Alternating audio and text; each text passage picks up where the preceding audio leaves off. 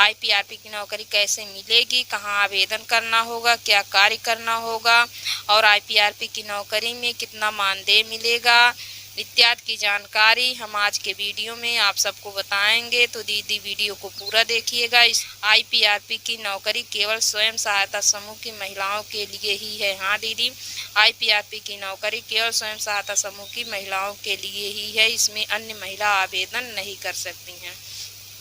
इसमें आवेदन स्वयं सहायता समूह की ही महिला कर सकती है। आईपीआरपी का फुल फॉर्म होता है इंटरनल प्रोफेशनल रिसोर्स पर्सन। आईपीआरपी के क्या कार्य हैं इसके बारे में हम आप सबको बताते हैं। तो आईपीआरपी का चयन ब्लॉक से होता है।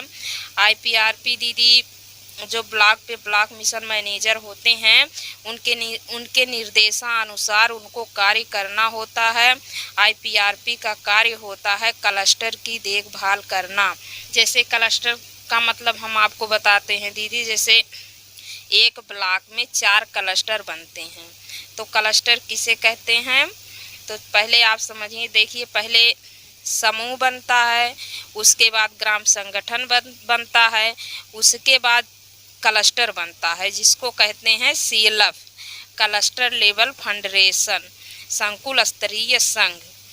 तो आईपीआरपी का चयन जो है दीदी संकुल स्तरीय संघ ग्राम संगठन की देखरेख करने के लिए किया जाता है। क्लस्टर में जुड़े सभी ग्राम संगठन की देखरेख करना पड़ता है आईपीआरपी को।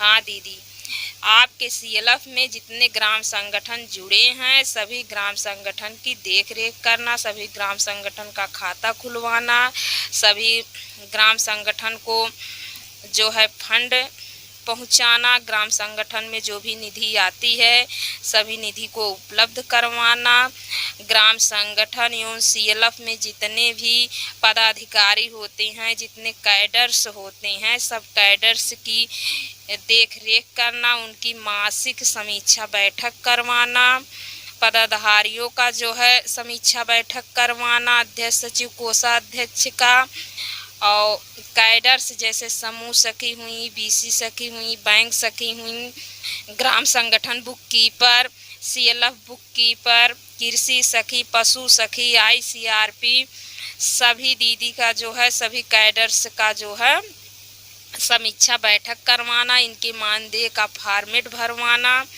स्वयं सहायता समूह का खाता खुलवाना, समूहों को स्टार्टअप दिलवाना, समूहों का सीसीएल करवाना, समूहों को आरएफ सीआईएफ दिलवाना, ग्राम संगठन का खाता खुलवाना, बहुत सारे कार्य जो हैं आईपीआरपी दीदी को करने पड़ते हैं।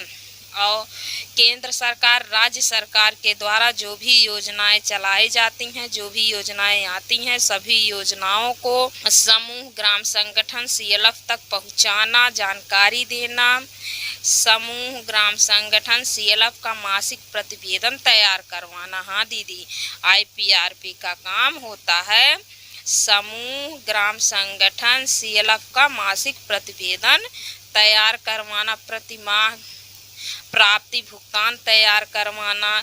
उसके बाद होता है दीदी समूह और ग्राम संगठन सीएलएफ आम सभा लगवाना।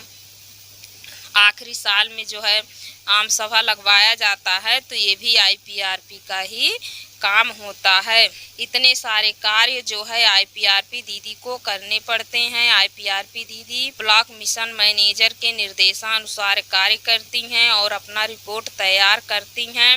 रिपोर्ट तैयार करने के बाद अपनी रिपोर्ट जो है अपने बीएमएम को देती हैं। आईपीआरपी को ज़्यादातर दीदी फील्ड में ही कार्य करना पड़ता है, ब्लॉक पे ज़्यादा नहीं रह पाती हैं, ज़्यादातर फील्ड में ही काम करना पड़ता है। जैसे सीएलएफ की बैठक करवाना हुआ, ग्राम संगठन की बैठक करवाना हुआ, किसी समूह में जाना हुआ, जैसे गांव में बहुत सारे समूह जो हैं निष्क्रिय हो जाते हैं, टूट जाते हैं, उनको आईसीआरपी के माध्यम से फिर से उसको सक्रिय करवाना, और किस समूह को आरएफ नहीं मिला है, किस समूह को सीआईएफ नहीं मिला है, इत्यादि की जानकारी जो है फील्ड में जाकर उनको करनी पड़ती है। आईपीआरपी की नौकरी के लिए आवेदन करने के लिए क्या योग्यता होनी चाहिए। तो इसमें आवेदनकर्ता इंटर पास होनी चाहिए। जो भी दीदी IPRP की नौकरी करना चाहती हैं वो कम से कम इंटर पास होनी चाहिए। उससे ऊपर BA MA चाहे जो हों। उसके बाद अंक गणित एवं अंग्रेजी की जानकारी होनी चाहिए। अपने जनपद एवं दूसरे ब्लॉक में जाकर कार्य कर सके। परिवार की सहमति अनिवार्य है। समूह के रजिस्टर का लेखांकन करने का अनुभव 1 साल 2 साल का होना चाहिए। जो दीदी आवेदन करना चाहती है वो किसी न किसी समूह में जुड़ी होनी चाहिए और समूह में जो है किसी न किसी पद पर कार्यरत हो। इसमें आवेदनकर्ता को इसमें लिखित एवं मौखिक परीक्षा लिया जाता है। इसके बाद उनका फॉर्मेट जमा कर लिया जाता है।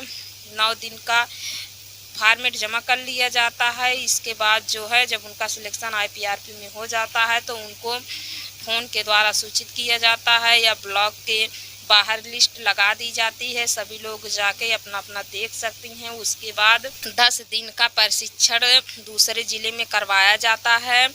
प्रशिक्षण के दौरान सभी आवेदनकर्ता से फीडबैक लिया जाता है। एक पेपर होता है। जो दीदी उस पेपर में पास हो जाती हैं उनको जो है प्रमाण पत्र दिया जाता है। उनको कार्य पे लगा दिया जाता है। दूसरे ज़िले में अपने ज़िले के दूसरे ब्लॉक में भी उनको कार्य पे लगा दिया जाता है। अब दीदी आप सबके मन में यह सवाल उठ रहा होगा कि इसका आवेदन हम कहाँ पे करें। तो इसका आवेदन दीदी आप अपने ब्लॉक पे कर सकती हैं। इसका आवेदन ऑफलाइन किया जाता है। इसका आवेदन करने के लिए आप जो है यह नौकरी यदि करना चाहती हैं तो आपके ब्लॉक पे ब्लॉक मिशन मैनेजर हैं, आप उनसे बात करिए, इसकी जानकारी लीजिए। उनके पास ही यह फार्म जमा होता है। तो अब दीदी आपको बता दें कि इसमें मानदेय कितना मिलेगा। तो इसमें दीदी 10,000 से लेके 15,000 रुपये तक मानदेय दिया जाता है। दूसरे ज़िले में कार्य कर रही हैं तो आपको 15,000 दिया जाएगा। यदि आप अपने ज़िले में कार्य कर रही हैं तो इसमें आपको प्रतिमाह 10,000 रुपया दिया जाएगा। लेकिन दीदी यदि आप दूसरे ज़िले में कार्य कर रही हैं तो वहाँ रहने की व्यवस्था, खाने पीने की व्यवस्था आपको स्वयं करना होगा। इसका खर्च आप आपको स्वयं उठाना होगा। इसी 15,000 रुपये में आपको एडजस्टमेंट करना होगा। यदि आप दूसरे ब्लॉक में काम कर रही हैं, अपने ज़िले के दूसरे ब्लॉक में कर रही हैं तो वहाँ भी जो है आपको जो है आने जाने का और रहने की व्यवस्था आपको स्वयं करना होगा। इसी 10-15 हज़ार में आपको एडजस्टमेंट करना होगा। यह नौकरी दीदी बहुत ही अच्छी नौकरी है। हमारे यहाँ 9 ब्लॉक हैं। 9 ब्लॉक में 2-2 IPRP दीदी कार्य कर रही हैं, बहुत अच्छे से कर रही हैं। एक ब्लॉक में 2 IPRP रखी जाती हैं। मैं आशा करती हूँ कि यह जानकारी दीदी आप सभी को पसंद आई होगी। अगर आप चैनल को सब्सक्राइब नहीं की हो तो चैनल को सब्सक्राइब कीजिए, वीडियो को लाइक कीजिए, जिससे हम आपके लिए अच्छी जानकारी लाते रहेंगे। मिलते हैं अगले वीडियो में, तब तक के लिए धन्यवाद।